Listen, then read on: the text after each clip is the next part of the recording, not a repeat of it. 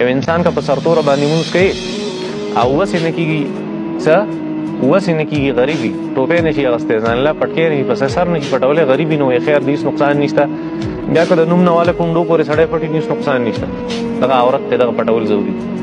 که وسې نه کېږي هېڅ نقصان نشته او کم سړي هغه ټوپۍ په سر نه کړه او ټوپۍ د سستۍ د وجې نه په سر نه کړه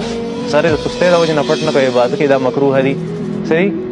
مکروه دي او که پروا یې نه کوي چېرته نو دا بیا حرام دي ټوپۍ پروا نه کوي بیا څه دي حرام او که چېرته د دې ټوپۍ ته سپک ګوري نو دا سړی کافر شو په دې باندې ټوپۍ ته او سر پټولو ته دې سپک ګوري نو دا څه شو دا کافر کېږي په دې ځکه دا د شاعر الله نه دی او شاعر الله ته سپک کتل دا کفر دی ځکه دا الله ته سپک کتل نو داسې هر یو څیز د چا ګیري ته به سپک نه ګوري